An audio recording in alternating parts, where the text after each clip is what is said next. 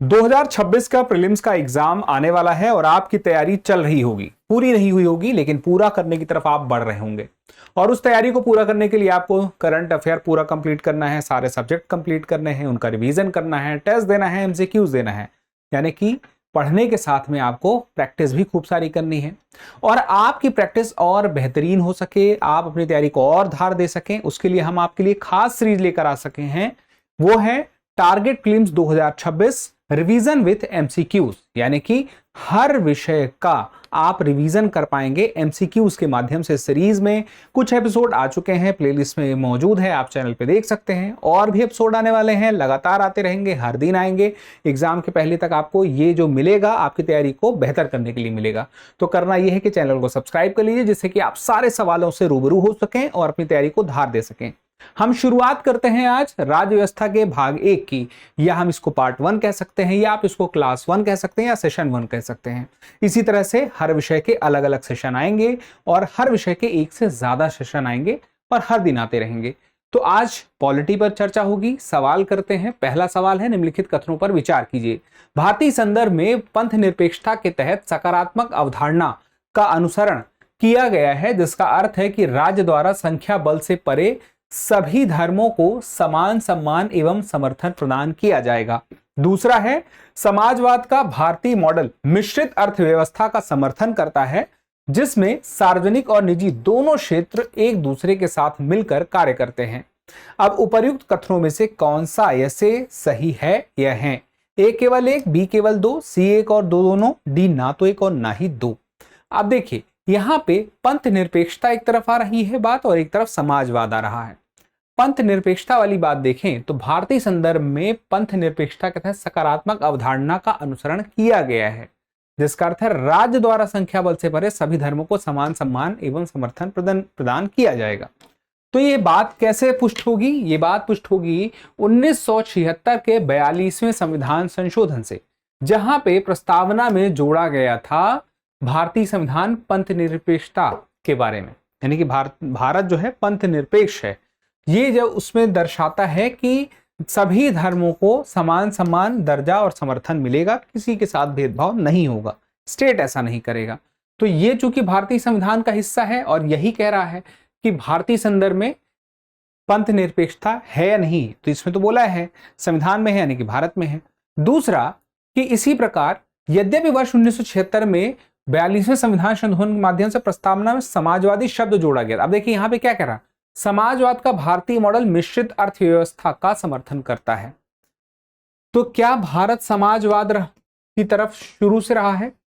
तो ऐसा हम देख सकते हैं, लेकिन संविधान में जो हमें उल्लेख मिलता है 42वें संविधान संशोधन के माध्यम से, जहां पे प्रस्तावना में समाजवादी जोड़ा गया था, तो ऐसा नहीं था कि 1976 से ही भारत समाजवादी हुआ था। भारत में समाजवाद की जो धारणा थी वह अलग अलग तरीके से देखने को मिल जाती है। यानी कि जो नीति निर्देशक सिद्धांत हैं वहां पे समाजवादी हम देखते हैं तत्व दिखते हैं। कैसे? क्योंकि समाजवाद बहुत अलग किस्म का, बहुत अलग अलग होते हैं। भारत में जो है वह समाजवाद जो है लोकतांत्रिक समाजवाद है। यानी कि जहां पे स्टेट वेलफेयर कर रहा है, सामाजिक कल्याण कर रहा है, यहाँ चुनाव हो रहे हैं और सरकारें लोगों का कल्याण कर रही हैं। और यहाँ पे जिस प्रकार की अर्थव्यवस्था है वो क्या है? मिश्रित है। यानी कि सरकारें कल्याण भी कर रही हैं और निजी कंपनियां भी हैं, दोनों का यहाँ पे मिश्रण देखने को मिलेगा। तो दूसरा और पहला दोनों कथन सही है, तो उत्तर क्या हो गया हमारा? सी हो गया। अब आगे आते हैं अगले सवाल पे। भारत के संविधान के संदर्भ में निम्नलिखित कथनों पर विचार कीजिए। पहला, अनुच्छेद 3 मौजूदा राज्यों के आंतरिक पुनर्गठन से संबंधित है, जिसमें सीमाओं में परिवर्तन और संघ के तहत नए राज्यों का गठन शामिल है। अनुच्छेद अगला है अनुच्छेद 2 उन नए राज्यों के प्रवेश या गठन से संबंधित है जो भारत संघ का हिस्सा नहीं हैं। सवाल क्या है? उपर्युक्त कथनों में से कौन सा ऐसे कथन सही है या है? ए, बी, सी, डी, कौन सा इसमें सही जवाब है? अब संविधान के अनुच्छेद 2 और 3 पता होंगे तो इसका जवाब सीधे से पता होगा। भाग 1 के अंतर्गत आते हैं। मोटा आइडिया मैं आपको बताऊं तो जो अनुच्छेद 2 है वो ये बात कहता है कि भारत की सीमा में अगर कोई क्षेत्र नहीं है, भारत के यानी कि बाहर है, उसे भारत में शामिल किया जा सकता है और एक नए राज्य के रूप में या फिर किसी से मिलाया जा सकता है। तो जो भारत के बाहर हैं सीमा से, उन्हें अगर शामिल किया जाता है तो उसके लिए 2 है। तो नए राज्यों के प्रवेश या गठन से संबंधित है। जो भारत संघ का हिस्सा नहीं थे, भारत क्या है, राज्यों का संघ है जो टूट नहीं सकता। अब बात की जाए तो दूसरा स्टेटमेंट तो सही है। तीसरा, मौजूदा राज्यों के आंतरिक पुनर्गठन से संबंधित है, जिसमें सीमाओं में परिवर्तन और संघ के तहत नए राज्यों का गठन शामिल है। तो क्या ऐसा है? हाँ, ऐसा हुआ है। उदाहरण तो है, छत्तीसगढ़ देख लीजिए, उत्तराखंड देख लीजिए, झारखंड, कई राज्य हैं, तेलंगाना, कई राज्य हैं। और ये सब कैसे पॉसिबल हुआ है? अनुच्छेद 3 की वजह से पॉसिबल हुआ है। यहां पे बता रहा है कि राज्यों के आंतरिक पुनर्गठन और सीमाओं में परिवर्तन, ये पॉसिबल है। तो ये दोनों सही है, यानी कि उत्तर क्या हो गया? सी हो गया। तो अनुच्छेद 2 आपने देख लिया, जो मैंने आपको बताया था वही है, पहले से मौजूद राज्यों को शामिल करना और उन राज्यों का निर्माण करना जो पहले अस्तित्व में नहीं थे। आप देखिए, अनुच्छेद 2 उन क्षेत्रों पर लागू होता है जो पहले से भारत संघ का हिस्सा नहीं थे, स्पष्ट है। अब 3 में इसका विपरीत है, जो राज्य हैं और उनकी सीमाओं में परिवर्तन या उनसे एक नया राज्य बना दिया जाए, तो वो 3 है। बता चुका हूं आपको। अब आगे बढ़ने से पहले एक जरूरी जानकारी जान लीजिए कि यूपीएससी की तैयारी में आपको कई सब्जेक्ट तैयार करने हैं, प्रीलिम्स तैयार करना है, मेंस तैयार करना है, और इन सब में जीएस का रोल अहम हो जाता है। यानी कि जीएस के सारे सब्जेक्ट, चाहे प्रीलिम्स हो चाहे मेंस हो, तैयारी के लिए महत्वपूर्ण भूमिका है। तो इसके लिए जीएस स्टूडियो फाउंडेशन बैच आपके लिए बहुत ही लाभदायक रहेगा, क्योंकि ये आपके बजट में है और कभी भी कहीं से कभी भी आप क्लास कर सकते हैं, क्योंकि यह लाइव कोर्स है और ऑनलाइन दृष्टि लर्निंग ऐप पर मिलेगा और स्टूडियो से लाइव होगा। और इसका नया बैच 27 अप्रैल से हिंदी मीडियम में, 28 अप्रैल को इंग्लिश मीडियम और 29 अप्रैल को इंग्लिश मीडियम। इसका मतलब क्या हुआ कि हिंदी और इंग्लिश मिक्स भाषा में पढ़ाया जाएगा और जो स्टडी मटेरियल मिलेगा वो इंग्लिश में मिलेगा। स्टडी मटेरियल मिलेगा तो क्या सॉफ्ट कॉपी मिलेगा? नहीं, इस कोर्स का स्टडी मटेरियल हार्ड कॉपी में मिलेगा, आपके घर पहुंचाया जाएगा, कलर्ड बुकलेट होंगी और इसके साथ ही प्रीलिम्स और मेंस के टेस्ट होंगे। और इतना सब कुछ जो है आपको जो मिलेगा वह एक ऐसी फीस में मिलेगा जो आपके बजट में है। डिस्क्रिप्शन में लिंक है, वहां पे जाके बाय नाउ कर लीजिए। और साथ में अगर आप चाहते हैं कि आपको फीस में खास डिस्काउंट मिले तो आप बाय नाउ में जाके KEVAL कैपिटल में यह अप्लाई कर दीजिएगा, कोड टाइप करके KEVAL, जिससे आपको डिस्काउंट मिल जाएगा। तो आप कम फीस में तैयारी अपनी पूरी कर पाएंगे। आपको कोई अतिरिक्त जानकारी चाहिए तो इस नंबर पे कॉल कर लीजिए 8750187501। निम्नलिखित कथनों पर विचार कीजिए। भारत में विदेशी राजनयिकों के जन्मे बच्चे जन्म से भारतीय नागरिकता प्राप्त नहीं कर सकते हैं। और अगला है, प्राकृतिककरण के माध्यम से भारतीय नागरिकता प्राप्त करने वाले व्यक्ति को प्राकृतिककरण प्रमाण पत्र जारी होने से पहले भारत के संविधान के प्रति निष्ठा की शपथ लेनी होती है। देखिए, जो लंबे समय से भारत में रह रहे हैं उन्हें नागरिकता मिल सकती है प्राकृतिककरण के माध्यम से, उन्हें अप्लाई करना होगा और इसके सर्टिफिकेट मिलने से पहले इन्हें निष्ठा की शपथ भी लेनी होगी और कई मानकों के आधार पर फिर तय किया जाता है कि उन्हें नागरिकता मिलेगी कि नहीं मिलेगी। तो अब यहाँ पहले स्टेटमेंट में आ जाते हैं, फिर उसको भी देख लेंगे कि भारत में विदेशी राजनयिकों के जन्मे बच्चे जन्म से भारतीय नागरिकता प्राप्त नहीं कर सकते। ये बात बिल्कुल सही है, क्योंकि ऐसा स्पष्ट प्रावधान है कि जो विदेशी राजनयिक हैं, भारत में हैं, उनकी परिवार भी ही हैं तो बच्चे भी ही होंगे, उन्हें नागरिकता नहीं मिलेगी, उनकी नागरिकता कहीं और है। और इसके साथ में कोई ऐसा देश जो प्राकृतिककरण के माध्यम से हमारे देश के लोगों को नहीं दे रहा है तो वहां भी नहीं दिया जाता है, उनके लिए भी नहीं है। फिर उसके बाद भारतीय नागरिकता प्राप्त करने वाले व्यक्ति को प्राकृतिकरण प्रमाण पत्र जारी होने से पहले संविधान के प्रति निष्ठा की शपथ लेनी होती है। तो ये बात बिल्कुल सही है, निष्ठा की शपथ लेनी होगी। अब बात आती है विधियां क्या हैं, जन्म से, वंश से, पंजीकरण, प्राकृतिककरण, क्षेत्र के समावेशन, ये सारी विधियां हैं। तो जन्म से वाली हम समझ लेते हैं। देखिए, 26 जनवरी 50 से 1 जुलाई 87 के बीच में जब कोई बच्चा जन्म लेता है तो चाहे माता पिता कहीं से भी हो, नागरिकता उस बच्चे को भारत की मिल जाती है। उसके बाद इस तिथि के बाद 1 जुलाई 87 से 3 दिसंबर 2004 के बीच भारत में जन्मा व्यक्ति तभी नागरिक होगा जब जन्म के समय उसके माता पिता में से कम एक भारतीय हो। फिर 3 दिसंबर 2004 को या उसके बाद में माता पिता में से कोई भारतीय हो, ये तो ठीक है, लेकिन एक और कंडीशन जुड़ गई कि उनमें से जो दूसरा है वो अवैध प्रवासी ना हो। तो ये नागरिकता की जन्म से संबंधित शर्तें होंगी। तो विदेशी राजनयिकों के बच्चों और शत्रु विदेशियों के जन्मे बच्चे जन्म से भारतीय नागरिकता के पात्र नहीं है, ये बात तो सही थी, तो पहला कथन सही है। और प्राकृतिकरण द्वारा जो हमने कहा नागरिकता की बात, तो इसमें देखिए क्या होगा कि केंद्र सरकार किसी भी व्यक्ति को प्राकृतिकरण द्वारा नागरिकता दे सकती है, हाँ बस अवैध प्रवास ना हो।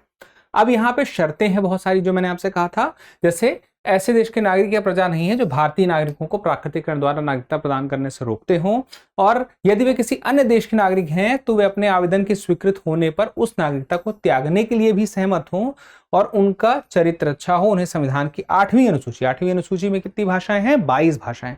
उन 22 भाषाओं में से किसी भी भाषा का ज्ञान हो, कोई भी हो, कोई शर्त नहीं कि ये वाली भाषा। अब यहां पे बात स्पष्ट हो गई कि दूसरा कथन भी सही है, तो हमारा उत्तर क्या होगा? सी हमारा उत्तर होगा। अब हम आते हैं हमारे अगले सवाल पे। निम्नलिखित कथनों पर विचार कीजिए। अब यहां पे देखिए एनआरआई और ओसीआई, इसको समझते हैं। भारतीय बच्चों के संदर्भ में अंतर्देशीय दत्तक ग्रहण के आलोक में पंजीकृत विदेशी भारतीय नागरिक कार्ड धारकों को अनिवासी भारतीयों के समान माना जाता है, यानी कि समान होंगे नहीं तभी माना जा रहा है नहीं, तो क्या अंतर है?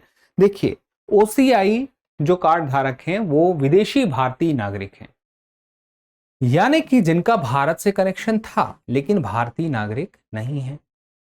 और एनआरआई क्या हैं? भारतीय नागरिक हैं लेकिन भारत में निवास नहीं कर रहे हैं, कहीं और निवास कर रहे हैं, तो एनआरआई हो गए।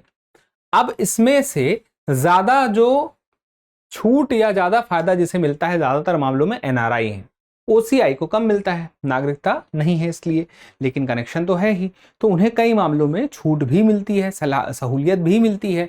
तो उस सहूलियत की हम बात करें तो ओसीआई कार्ड धारकों को जो लाभ हो, किसी भी उद्देश्य से भारत आने के लिए बहुप्रवेश यानी कि कई बार आ सकते हैं, आजीवन के लिए उन्हें वीजा मिलेगा। हाँ, अगर उन्हें अनुसंधान कार्य करना है तो अनुसंधान कार्य करने के लिए उन्हें पंजीकरण कार्यालय में स्पेशल रजिस्ट्रेशन करके परमिशन भी लेनी पड़ेगी, क्योंकि नागरिकता नहीं है तो सुरक्षा, सिक्योरिटी, डेटा, बहुत सारे मुद्दे हैं जो सेंसिटिव हो जाते हैं, तो जानकारी नहीं मिलनी चाहिए।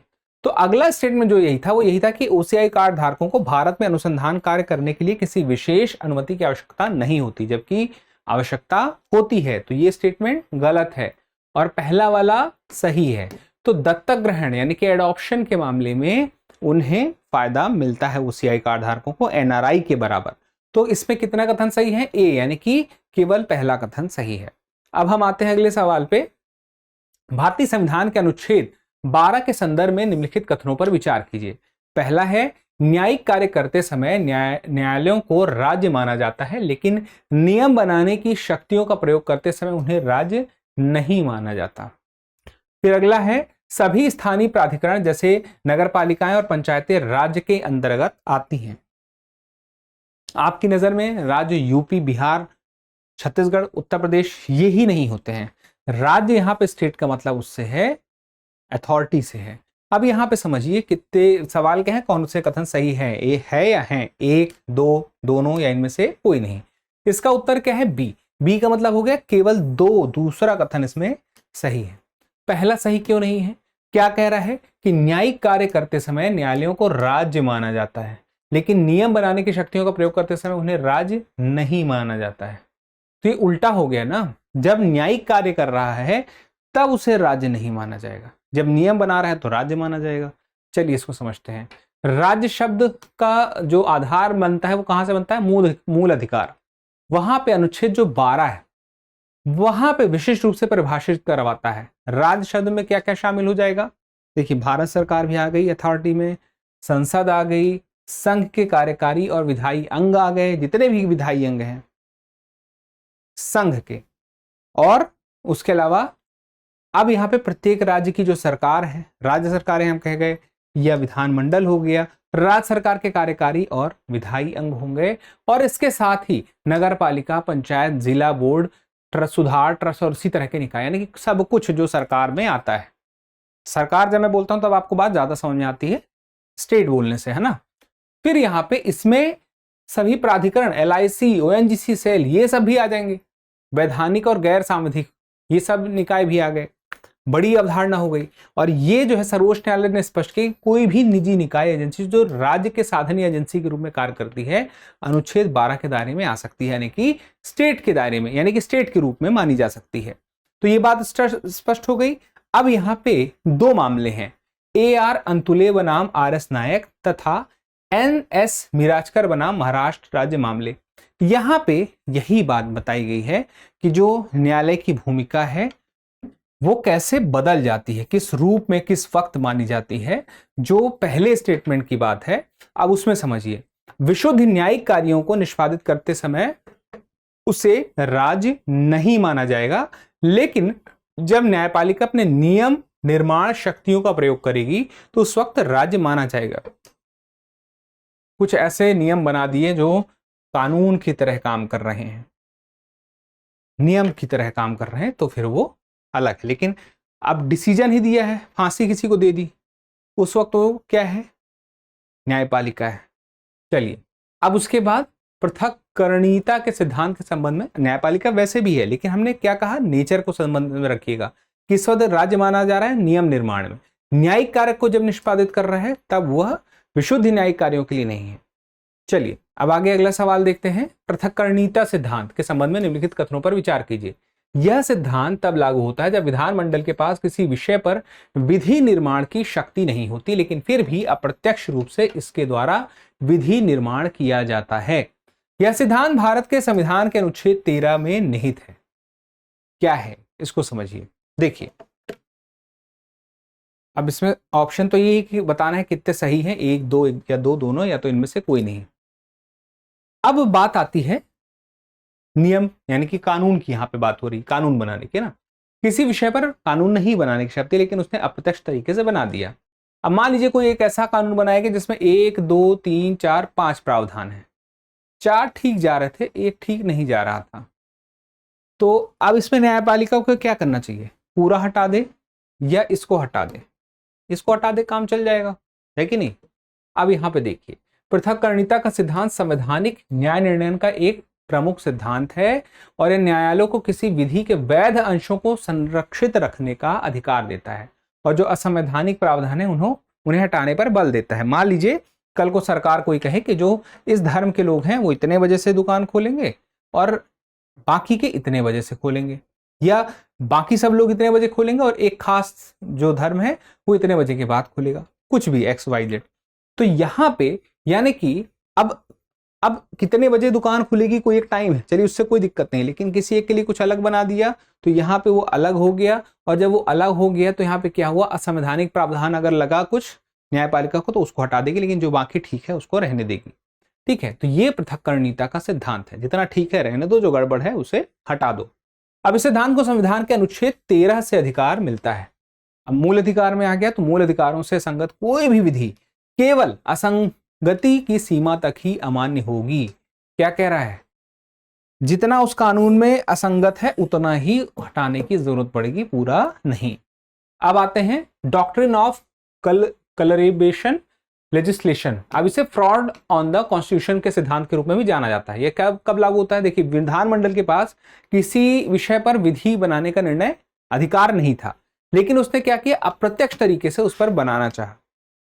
मान लीजिए कर से संबंधित या नागरिकता से संबंधित या कुछ कोई ऐसा मामला है जिसपे अधिकार तो नहीं है सरकार के पास, लेकिन उस पर कुछ इस तरह से अप्रत्यक्ष तरीके से, जैसे कि नागरिकता को तय करने के लिए कोई खास कानून अगर मान लीजिए भी नहीं बन रहा है, लेकिन कुछ अलग तरीके से कोई ऐसा कानून बना दिया जाए जिससे नागरिकता तय होती हो या पता चलता हो, वो अधिकार में मान लीजिए ना हो उदाहरण के लिए, तो ऐसे में इसको क्या कहा जाता है, doctrine of the colourable calibration.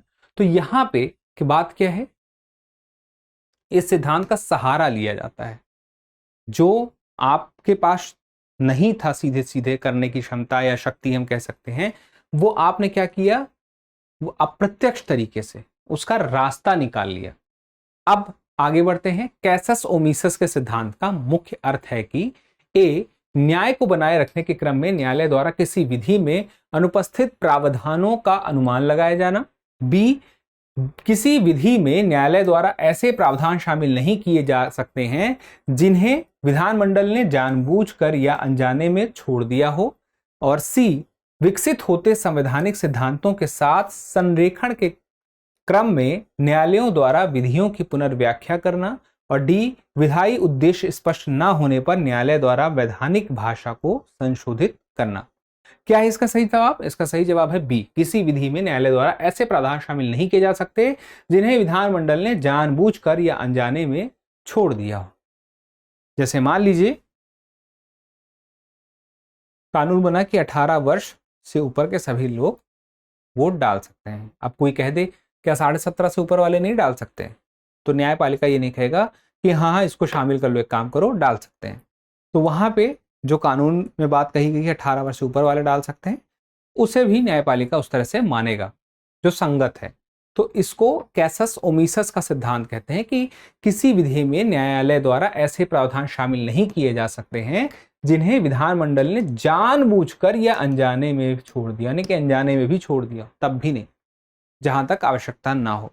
ठीक है, अब उसके बाद कैसस ओमिसस का सिद्धांत वैधानिक व्याख्या में न्यायिक शक्ति पर मूलभूत सीमा से संबंधित है। अब ये न्यायिक शक्ति पर मूलभूत सीमा का मतलब क्या है? न्यायपालिका की यहाँ पे एक लिमिट तय करने की बात हो रही है कैसस ओमिसस सिद्धांत के माध्यम से। यानी कैसस ओमिसस का अर्थ है छोड़ा गया मामला, और यहाँ पर न्यायपालिका किसी विधि को रिक्तियों को ना भरने ऐसा कृत में व्याख्या नहीं कर सकती, यानी कि जो चीज नहीं मेंशन है उसे जबरदस्ती मेंशन नहीं कर सकती। ठीक है, तो विकल्प यहाँ पे बी सही होगा, ये बात स्पष्ट हो चुकी है। अगले सवाल पर आते हैं। संविधान के अनुच्छेद 19(2) के संदर्भ में वाक एवं अभिव्यक्ति की स्वतंत्रता के अधिकार से संबंधित निम्नलिखित प्रतिबंधों पर विचार कीजिए। भारत की संप्रभुता और अखंडता, सदाचार या नैतिकता, विदेशी राज्यों के साथ मैत्रीपूर्ण संबंध और अपराध उद्दीपन। अब यहाँ पे प्रतिबंधों पर विचार करना है। किस पर लगने वाले प्रतिबंध? संविधान के अनुच्छेद 2 के संदर्भ में वाक एवं अभिव्यक्ति की स्वतंत्रता का जो अधिकार है उसमें प्रतिबंध किस किस वजह से लग सकता है, उसके लिए 4 विकल्प दिए हैं और इसमें से कितने मूल संविधान में शामिल थे ये बताना है। अब चलिए देखते हैं। सही उत्तर क्या है? ए का मतलब हो गया केवल ए। अब यहां पे देखिए, वाक एवं अभिव्यक्ति की स्वतंत्रता से यह सुनिश्चित होता है कि प्रत्येक नागरिक को अपने विचारों, मतों, विश्वासों एवं मान्यताओं को स्वतंत्र रूप से व्यक्त करने का। अब व्यक्त करने का तरीका मौखिक भी हो सकता है, लिखित भी हो सकता है, मुद्रण, छवि, किसी अन्य माध्यम से। अब तो बहुत कुछ आ गए, वीडियो बनाए जा रहे हैं, शॉर्ट बनाए जा रहे हैं, कुछ भी हो सकता है ना। तो यह स्वतंत्रता अनन्य नहीं है, यानी कि इसे रोका भी गया है। उसके लिए 19(2) काम करता है। अब ये क्या काम करता है? वह प्रतिबंध लगाता है। अब यहाँ पे भारत की संप्रभुता एवं अखंडता 16वें संविधान संशोधन अधिनियम 1963 द्वारा यह शामिल किया गया था। ठीक है, भारत की संप्रभुता एवं अखंडता 1963 में शामिल किया गया था, फिर मूल संविधान में यानी कि नहीं था। आगे आते हैं। राज्य की सुरक्षा, विदेशी राज्यों के साथ मैत्रीपूर्ण संबंध, प्रथम संविधान संशोधन 1951 द्वारा शामिल। तो यहां पे विदेशी राज्यों के साथ, अब ये पहले संविधान संशोधन के द्वारा, यानी कि मूल संविधान में नहीं था। फिर उसके बाद आगे बढ़ते हैं। लोक व्यवस्था, ये भी प्रथम संविधान संशोधन के द्वारा। अब आप यहां पे देखें तो क्या लोक व्यवस्था है? नहीं। चलिए अब आगे आते हैं। सदाचार या नैतिकता, न्यायालय की अवमानना, मानहानि और अपराध उद्दीपन। अपराध उद्दीपन यहाँ पे प्रथम संविधान संशोधन अधिनियम 1951 द्वारा शामिल है। अपराध उद्दीपन क्या हो गया? मान लीजिए कोई किसी को उकसाए, भाषण देके या बता के, बोल के कि जाओ तुम ये कर दो, जाओ तुम किसी को जाके, इस व्यक्ति को, इस समाज के, इस समुदाय या इस धर्म के व्यक्ति को जाके नुकसान पहुंचा दो, तो ये अपराध उद्दीपन किसी भी प्रकार का, ये एक उदाहरण है इस प्रकार से। तो अपराध उद्दीपन जो है यह भी बाद में आया। सदाचार और नैतिकता जो है यह पहले से विद्यमान था। ठीक है, तो ये सब जो है वाक एवं अभिव्यक्ति पर किस आधार पर, यानी कि सदाचार नैतिकता के आधार पर प्रतिबंध लगाया जा सकता है। न्यायालय की अवमानना कोई नहीं कर सकता, इस पर यहाँ पर प्रतिबंध मिल जाएगा। कोई किसी की मानहानि या किसी के बारे में कुछ भी उटपटांग नहीं बक सकता है। यहाँ पे अब विदेशी राज्यों के साथ मैत्रीपूर्ण संबंध जहाँ पे है उसमें भी नहीं बोल सकता है कोई। अब देखिए ये सारी महत्वपूर्ण बातें, इससे सवाल बन सकता है जिस प्रकार की अभी अंतर्राष्ट्रीय स्थिति बनी हुई है। अब भारतीय संविधान के अनुच्छेद 14 के संबंध में निम्नलिखित कथनों पर विचार किया। अनुच्छेद 14 समानता का अधिकार।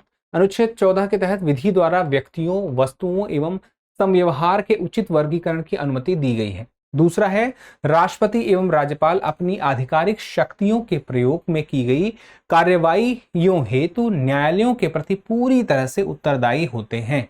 आपको बताना है कौन सा सही है, केवल एक, दो, एक और दो दोनों, ना तो एक और ना ही दो। आप पहले स्टेटमेंट से समझते हैं, अनुच्छेद 14 के लिए समझना है। तो देखिए क्या गारंटी है, राज्य भारत के किसी भी व्यक्ति को विधि के समक्ष समानता या विधियों के समान संरक्षण से वंचित नहीं करेगा। समानता होगी और समान संरक्षण होगा। अब यहाँ पे अनुच्छेद 14 के तहत विधि द्वारा व्यक्तियों, वस्तुओं एवं संव्यवहार के उचित वर्गीकरण की अनुमति दी गई है।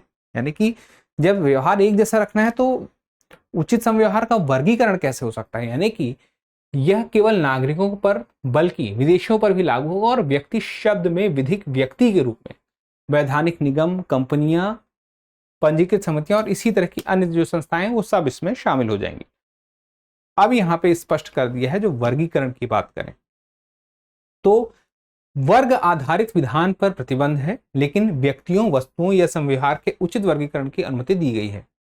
अब ये यहाँ पे बशर्ते ऐसा वर्गीकरण मनमाना ना हो, कृत्रिम ना हो, वर्गीकरण किया जा सकता है। अब मान लीजिए SC, ST अलग अलग वर्ग बना दिया गया, तो ये जो वर्गीकरण किया गया है उचित है, इसका जस्टिफिकेशन है कि किस वजह से किया गया है। फिर उसके बाद राष्ट्रपति एवं राज्यपाल अपनी आधिकारिक शक्तियों के प्रयोग में की गई कार्यवाही तो न्यायालयों के प्रति पूरी तरह से उत्तरदायी नहीं होते हैं।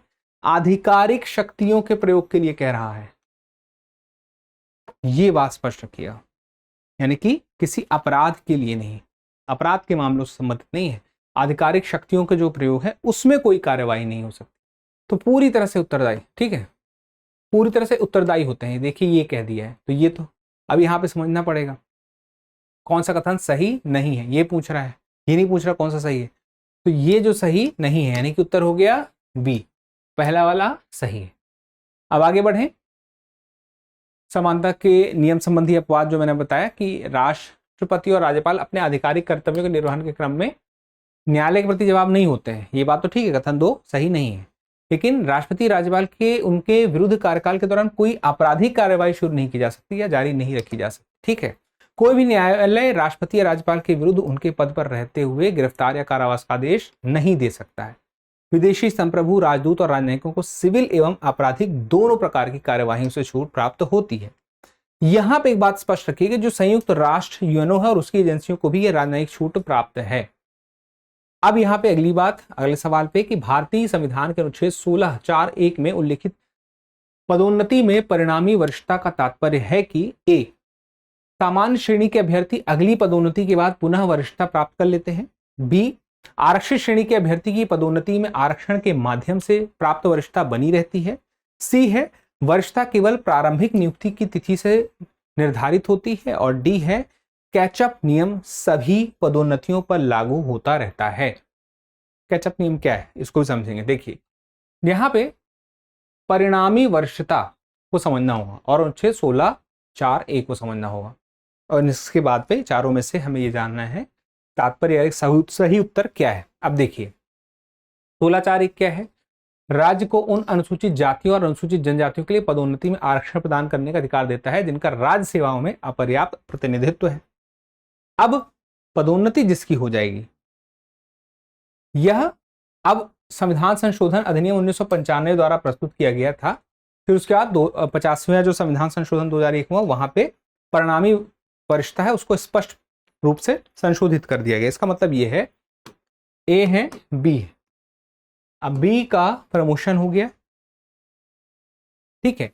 अब उनको आरक्षण की वजह से प्रमोशन हुआ, मान लीजिए SC ST वर्ग में है, तो अब यहां पे क्या होगा, वो सीनियरिटी में आ जाएंगे, वो सीनियर माने जाएंगे, यानी कि उनका कैचअप, पहले तो कैचअप हो सकता था, अब कैचअप नहीं हो सकता। कैचअप मतलब कि जो दूसरे वर्ग के हैं जब वो प्रमोशन प्राप्त करते हैं तो प्रमोशन करके उनसे आगे नहीं निकल पाएंगे, वो हमेशा उस सीनियरिटी के हिसाब से पीछे रह जाएंगे और सीनियरिटी इस हिसाब से मिलेगी जिन्हें आरक्षण प्राप्त था। अब यहाँ पे देखिए परिणामी वरिष्ठता का अर्थ है कि आरक्षण के माध्यम से पहले पदोन्नत जिसे किया गया था, आरक्षित श्रेणी का कर्मचारी भविष्य में पदोन्नतियों में सामान्य श्रेणी के कर्मचारियों की तुलना में वरिष्ठता बनाए रखता है। यानी कि एक बार वरिष्ठता जो प्रमोशन मिल गया था तो वरिष्ठता बन गई और वो बनी रहेगी।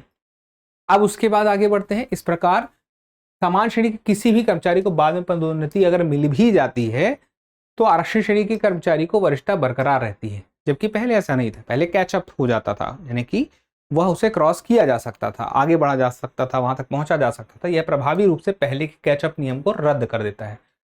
ठीक है, तो ये यहाँ पे उत्तर जो है आपका होगा बी सही होगा, क्योंकि आरक्षण श्रेणी के अभ्यर्थियों को पदोन्नति में आरक्षण के माध्यम से प्राप्त वरिष्ठता बनी रहती है। अब अगले सवाल पे आते हैं। अगला सवाल आपका प्रैक्टिस क्वेश्चन है। निम्नलिखित में से कौन से शब्द 42वें संविधान संशोधन अधिनियम द्वारा प्रस्तावना में जोड़े गए थे? पहला समाजवादी, दूसरा अखंडता और तीसरा बंधुता। और नीचे दिए गए कूट का उपयोग करते हुए सही उत्तर का चयन कीजिए। ए केवल 1 और 3, बी केवल 1 और 2, सी केवल 2 और 3 और डी 1, 2 और 3। तो इसका जवाब कमेंट करके जरूर दीजिएगा और चैनल को सब्सक्राइब कर लीजिएगा, क्योंकि इसी प्रकार से बहुत सारे एपिसोड आपके लिए आने वाले हैं, बहुत सारी सीरीज आपके इस एग्जाम के लिए चल रही है और आगे भी बहुत कुछ आने वाला है। तो आप और हमारा ये साथ चलता रहे आपकी तैयारी पूरी होने तक और आपकी सफलता तक। मिलते हैं अगले सेशन में, तब तक के लिए स्वस्थ रहें, मस्त रहें, पढ़ते रहें। धन्यवाद। अब एग्जाम की तैयारी को और बेहतर करने के लिए हमारे चैनल को लाइक, शेयर और सब्सक्राइब करना ना भूलें।